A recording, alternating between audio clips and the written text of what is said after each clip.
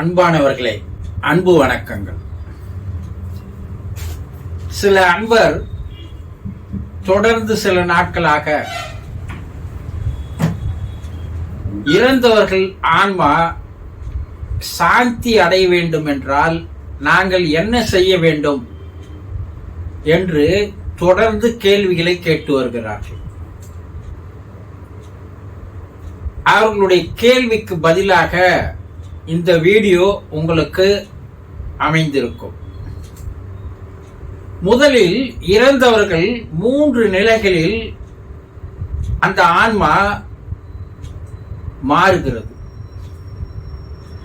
முதலில் இறந்தவுடன் அந்த ஆன்மாவானது அந்த உடலின் மீது பற்று வைத்து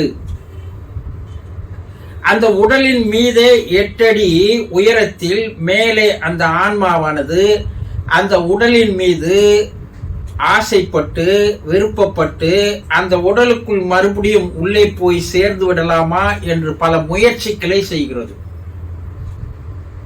ஏனென்றால் பல வருடங்களாக, பல ஆண்டுகளாக, 40-50 ஆண்டுகளாக அந்த உடலில் தான் அந்த ஆன்மா வாழ்ந்து வந்தது. திடீரென்று அந்த உடலை விட்டு வெளியே போனால் அந்த உடலை விட்டு பிரிவதற்கு மனம் இல்லாமல் அந்த உடலின் மேலேயே இருந்து கொண்டிருக்கிறது. அந்த உடலை எடுத்து போய் புதைத்தாலோ எரித்தாலோ அந்த உடலின் மீது இருக்கின்ற பற்றை அப்போதுதான் விடுகிறது. இது முதல் நிலை. இரண்டாவது நிலையில் அது 40-50 ஆண்டுகளாக ஒரு வீட்டில் குடும்ப உறுப்பினர்களோடு தன்னுடைய பிள்ளைகள், மனைவி, கணவன்கள், சகோதர சகோதரிகளோடு வாழ்ந்து வந்ததால் அந்த வீட்டை விட்டு பிரிய மனமில்லாமல் 16 நாட்கள் அந்த வீட்டிலேயே வசிக்கிறது. உடலை விட்டு பிரிய முடியாமல் ஒரு நாள் அவதிப்பட்டது. இப்ப வீட்டை விட்டு பிரிய முடியாமல் 16 நாட்களுக்கு அந்த வீட்டிலேயே அது வாசம் செய்கிறது. இது இரண்டாவது நிலை.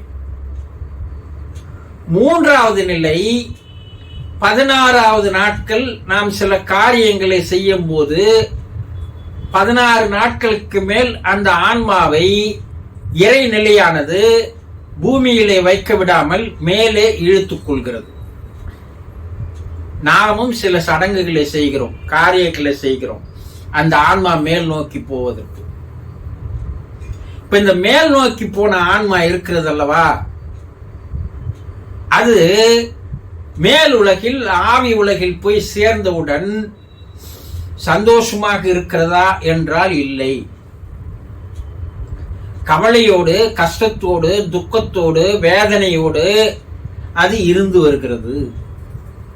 ஏனென்றால் 40-50 ஆண்டுகளாக குடும்ப உறுப்பினர்களோடு, இரத்த சம்பந்தங்களோடு, தன்னுடைய மனைவி, தன்னுடைய கணவன், தன்னுடைய பிள்ளை, தன்னுடைய பெண், தன்னுடைய அண்ணன், தன்னுடைய தங்கை, தன்னுடைய அக்கா, தன்னுடைய தங்கை என்று இந்த உறவுகளோடுவே அது வாழ்ந்து விட்டதால் அந்த உறவுகளை விட்டு பிரிய மனமில்லாமல் பிரிந்து சென்றால் கூட அந்த உறவுகளின் மீதே ஏக்கத்தோடு, கவலையோடு, வருத்தத்தோடு, வேதனையோடு இருந்து வருகிறது. உடம்புதான் போயிடுச்சு, மண்ணுக்கு எரிச்சிட்டுமே, அப்ப எப்படி ஆன்மா மட்டும் அப்படி நினைத்தபடி இருக்கும்னா அந்த ஆன்மாவோடு மனமும் தான் போயிருக்கிறது.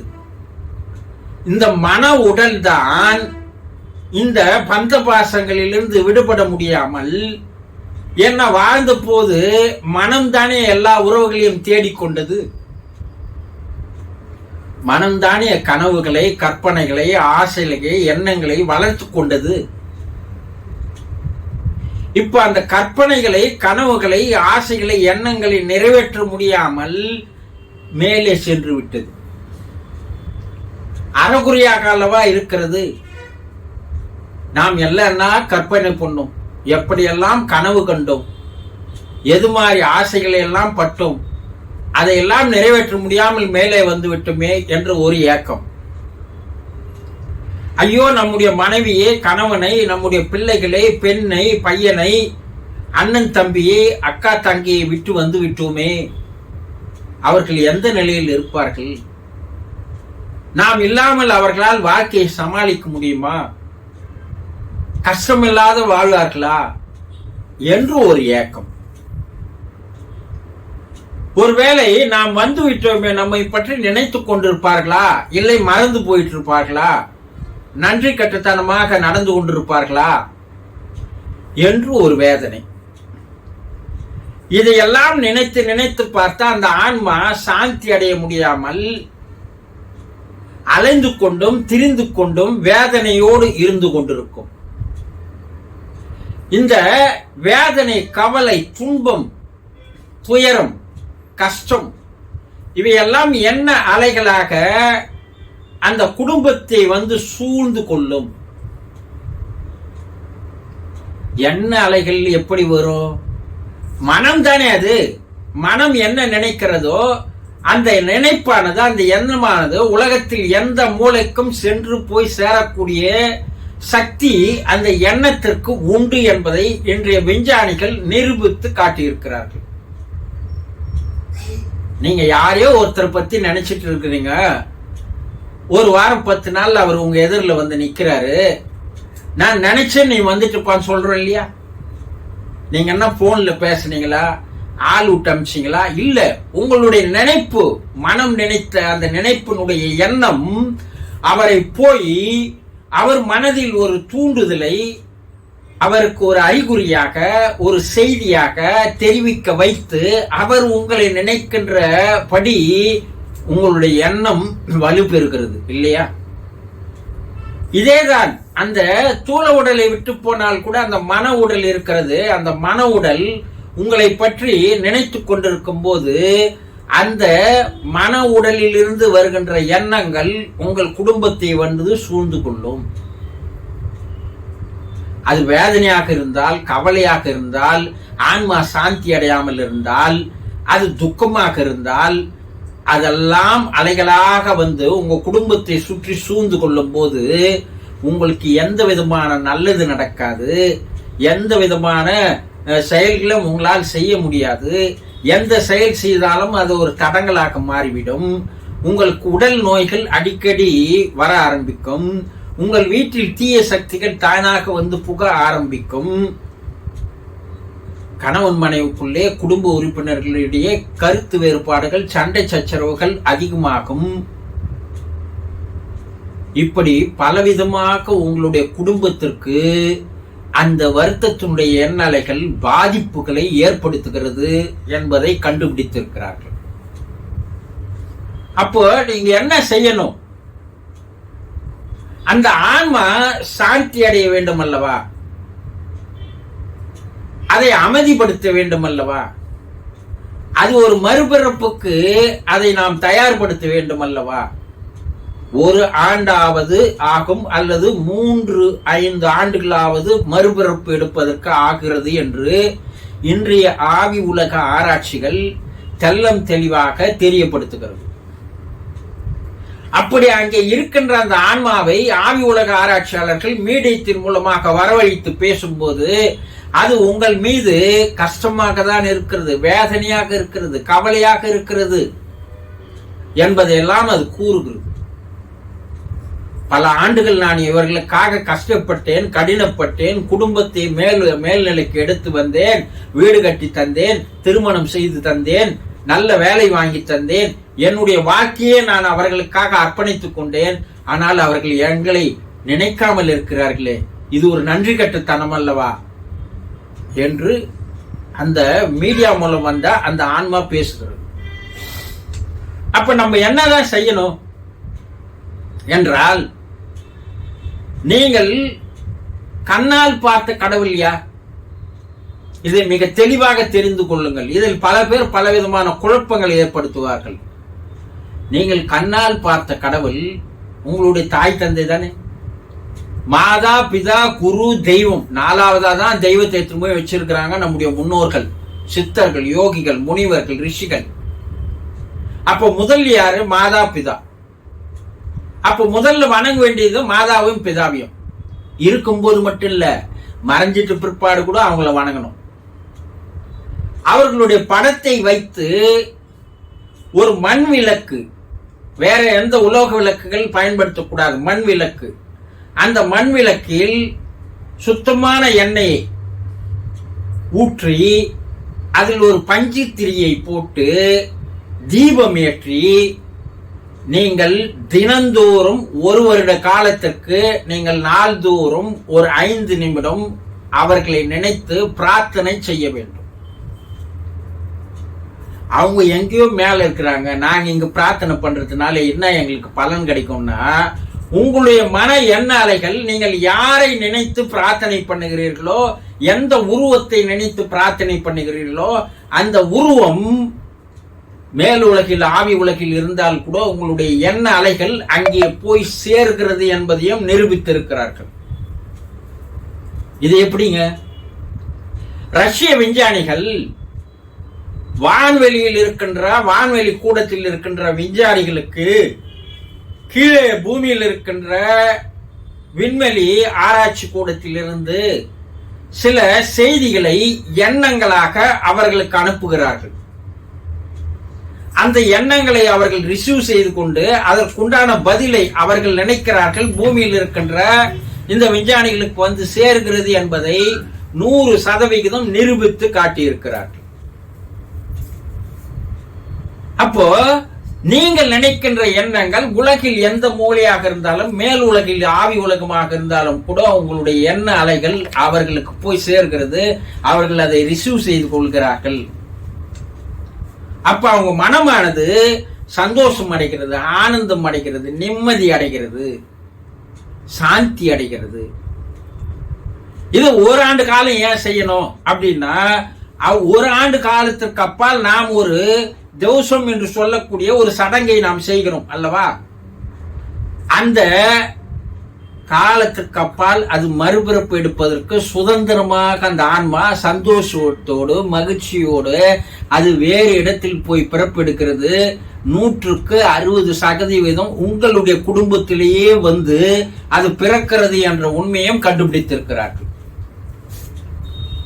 ஒரு செல்போன் இருக்குது, செல்போன் நம்பர் உங்ககிட்ட இருக்குது. அந்த நம்பரை போட்டு நீங்க உலகத்துல எந்த மூலையில இருக்கிறவனோட உங்களால் பேச முடிகிறது அல்லவா? அவர்கள் உருவம் உங்களுக்கு தெரிகிறதா?